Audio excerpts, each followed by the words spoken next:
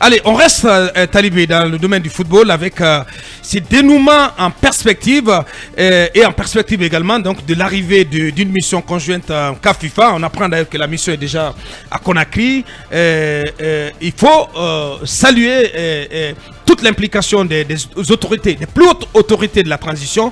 C'est ce qui a permis donc ce dénouement qui intervient dans un contexte quand même d'intervention de ces deux institutions internationales du football dans le monde. Oui, on a parlé vendredi dernier, 9 juin, une rencontre que le Premier ministre a convoquée, justement qui lui a permis de rencontrer les cadors du football guinéen, ses mécènes, Antonio Souaré, en tout cas KPC, Mathurin et Super V et tous les autres, y compris la présidente donc, du Conor. Donc ça a été une rencontre dite de vérité où en tout cas le Premier ministre a réussi à faire vider l'abcès de fixation qu'il y avait entre ces acteurs du football qui ont pu donc passer à table et mettre devant le Premier ministre toutes les contradictions qui font que Aboubakar, notamment, on n'arrive pas à adopter les statuts de la Fédération guinéenne de football devant mener au congrès électif visant à renouveler le bureau exécutif donc, de la Fédération guinéenne de football. Donc ça a été une partie de vérité et finalement hier dimanche le Premier ministre a réussi à faire en tout cas à amener disons les membres statutaires notamment à une rencontre à l'hôtel Riviera qui ont passé en revue les points de blocage par rapport à ces statuts. Sur les 15 articles, il est de notoriété que c'est 3 qui faisaient obstacle justement à l'adoption de ces statuts et finalement une solution, on peut le dire, est envisagée et pourrait donc permettre de voir rapidement la crise se résorber parce que sur les 3 points à Bakar, on a suivi la réaction d'abord de Madame la Présidente du Conor qui dit que nous avons trouvé un terrain d'entente. On peut considérer aujourd'hui que la crise est terminée et que nous allons pouvoir continuer le processus et aller aux élections.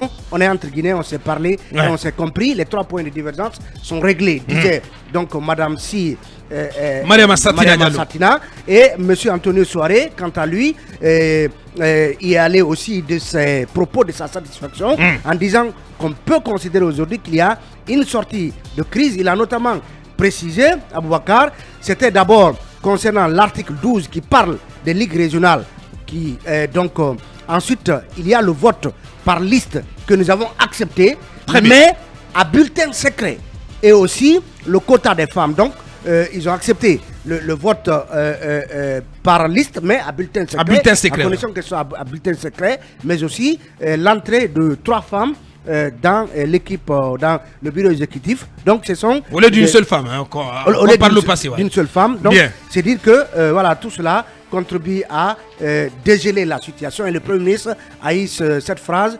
qu'il s'est réjoui que tous les acteurs se soient mis ensemble et aient trouvé un consensus dans cette crise. Bien, c'est quoi? Soulagement général. Hein?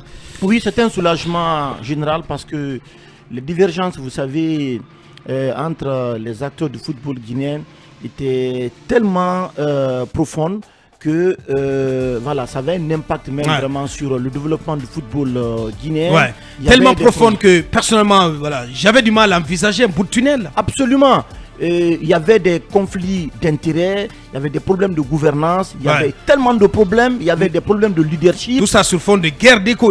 Absolument. Et donc, les mastodontes du football guinéen avaient réussi vraiment à former des clans autour d'eux. Et ça fait qu'aujourd'hui, vraiment, il y avait assez de difficultés dans le fonctionnement du football.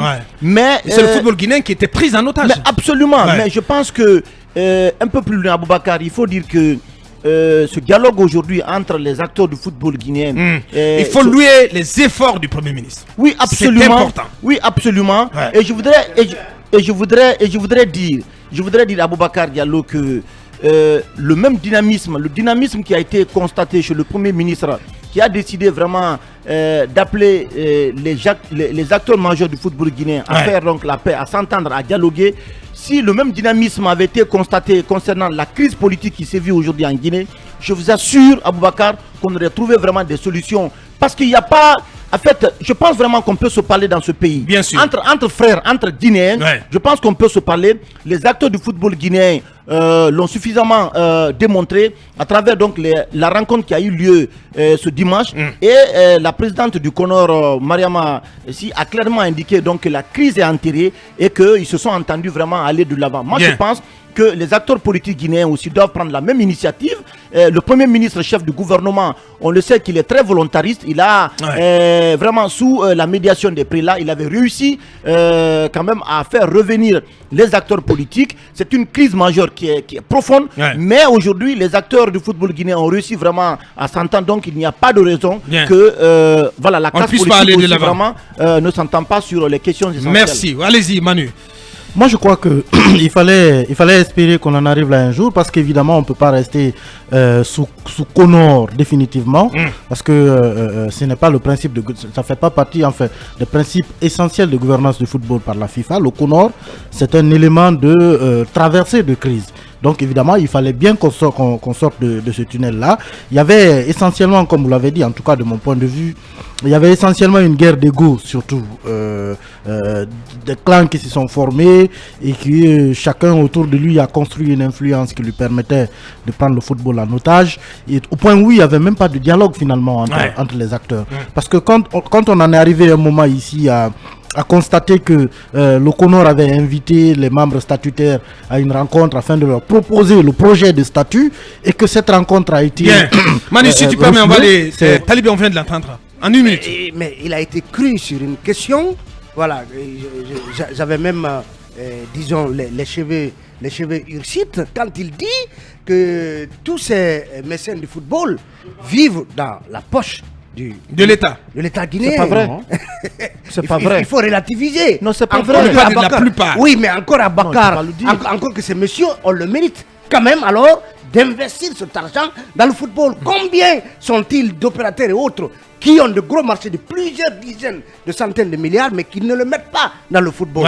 Donc il faut quand même leur reconnaître le mérite d'être ceux qui sacrifient, qui investissent dans un domaine qui n'est pas rentable. D'une partie importante de leurs ressources. Il y a beaucoup de Guinéens. Il y a certains qui préfèrent acheter des marchandises et revendre, d'autres de la construction. Si c'est monsieur mettre l'argent dans le football, je crois que c'est un mérite, monsieur le ministre. Ça, moi, je ne suis pas d'accord avec lui. Et puisqu'ils ne sont pas obligés de mettre dans le football, c'est parce que ceux-ci aiment le football. Il y a des gens qui aiment le football, qui investissent dans le football. Il y a d'autres qui veulent profiter du football. Cette différence, il faut la faire. En fait, moi, je suis pas d'accord avec. Je suis pas d'accord avec le ministre. On sait par exemple que l'Arabie Saoudite a investi énormément de milliards aujourd'hui dans le développement du football du côté de leur pays. C'est ce qui fait qu'il y a beaucoup de stars internationaux aujourd'hui du football, donc qui décident d'aller signer des gros contrats. Beaucoup de vieilles stars. Non, il y a des stars en activité, qui viennent. Non, mais Benzema, vous n'allez pas dire que Benzema est en fin de carrière. Il est à la sortie. Vous n'allez pas dire que... Non, il est à la sortie. Il y a beaucoup qui arrivent. Il y a beaucoup qui arrivent. Ramos, etc. En fait, ce n'est pas un bon... Ce sont des joueurs au bout du rouleau. Non, Aboubacar, non, ce n'est pas un bon discours. Parce que en réalité, ces gens-là, en fait, c'est leur investissement. Et des fois, c'est un investissement sans retour qu'ils font dans le développement du football guinéen. Donc, le ministre essaie un peu vraiment de revoir ses propos. Son discours. En ce qui concerne vraiment les investissements importants qui sont faits par ces mécènes dans le football guinéen. On parle là de Moine Guinée, où le bitumage des voiries urbaines de plusieurs villes a été lancé ce week-end par Gawal et Koudara. Et puis, voilà, il sera question aussi de digitalisation, de la passation des marchés publics avec Manu, avant qu'on évoque le cas de nos compatriotes expulsés du Sénégal. Notre invité du jour, c'est bien entendu Selou Baldé, coordinateur national des fédérations UFDG et de l'intérieur du pays. Il sera en notre compagnie dès 9h40 pour évoquer le retour annoncé du champion de l'UFDG, en l'occurrence l'ancien Premier ministre et là Selou Dalein Diallo.